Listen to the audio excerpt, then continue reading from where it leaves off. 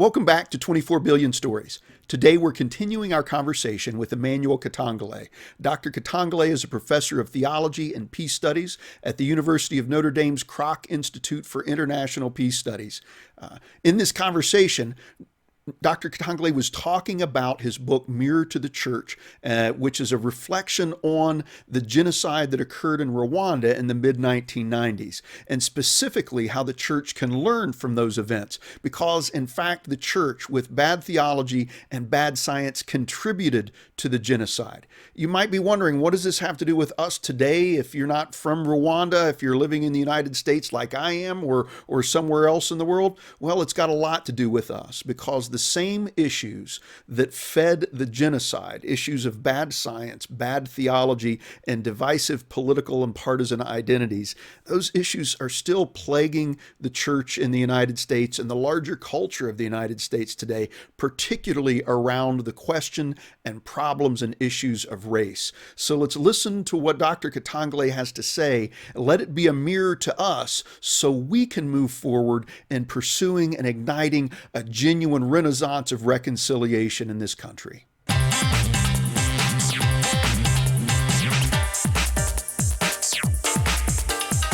just have a quote here I wanted to read. You wrote, there is a real sense in which our identity gets confused, mixed up with Christ's identity in baptism. Who we are becomes, or at least ought to become, confused and confusing to others. You talked a little bit about that. Could you talk a little bit more about that sense of how the identity of a Christian ought to be confused or confusing to others? What do you mean by that? Well, the story of God said in terms of identity is a confusing story. He is an almighty, omnipresent God deciding to leave his Godhead, coming to dwell among us, becoming human. What kind of God is this? Is he God? Is he human? And he's saying, no, I don't want you to decide between those. I am both. So the incarnation is really a strong theological statement about God's own identity. And all these are discussions about the identity of Christ in the early church and how they started by saying, yes, Christ is truly God and truly human. Make sense of that. Yeah. That's pretty confusing. Yeah. That is one of the reasons why he ended up being killed. He not only is doing all these things that are not supposed to be done on the Sabbath and so forth, he even now claims God to be his father. A child of God, a son of God. He's confusing really our notion of God. That led him to the cross in a way, that kind of confusion. But I think by that he was already interrupting the history of the world, the history of nation, the history of identities, and kind of really inviting us to think about identity in fresh ways. God's own identity, Christ's own identity, our own identity as a journey towards a new, what I call a new way. So, but something really pretty confusing, which is the same kind of confusion that was played over and over in the early church. There is what I describe as the Ephesian moment. Paul, in the letter to the Ephesians, beautiful letter where he praises God who has made our peace with him, who has broken the dividing wall. We who used to be far apart have now been brought together. A very upbeat letter by Paul. He's praising what he's seen in the Ephesian community. For the first time, Jews and Gentiles are coming together for the first time in the Ephesian community. And they, Paul writes, together, and only together, do they form part of that building. If they remain apart, they become fragments of that household of God. But now we are fellow sojourners, fellow travelers, fellow pilgrims and together constitutes, and he uses different metaphors of the journey, of the household, but together. And Paul is exuberant in this letter of the Ephesians.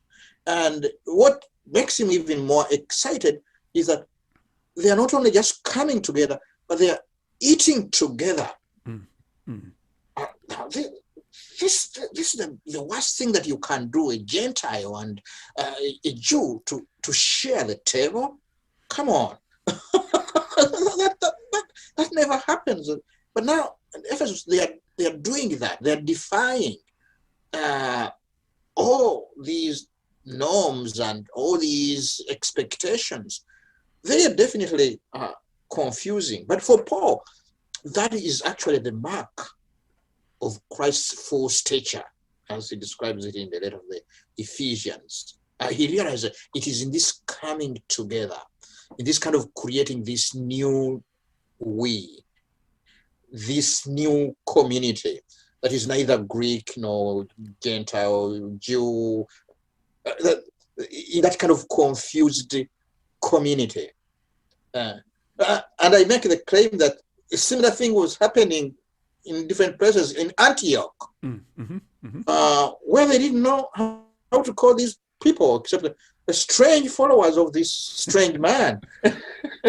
Yeah, that's a kind of confusing agent that the story of God in our midst, the incarnation, is supposed to be. But to the extent that we Christians in our time have not become confusing, we're not confusing anymore. For me, it's a scandal that we feel that it's okay when we describe ourselves as I am an American Christian, and the emphasis being on American. Yeah. I am a Rwandan. Nationalism becomes one of the most insidious forms of idolatry in our time. And we don't even see it. We have become so immune to it. We praise it.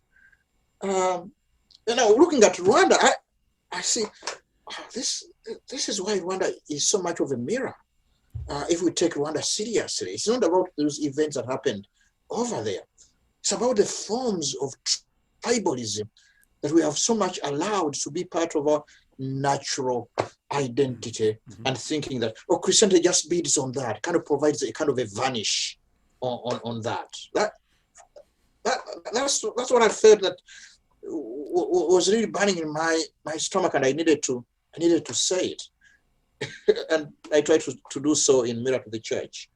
Thanks for watching. The conversation continues with part 3 next week, in which Dr. Katongole will respond to my questions about what kinds of stories that are contrary to the gospel are shaping the church today. I'm looking forward to that. I'm looking forward to seeing you again here. Until then, keep listening to stories and keep telling yours.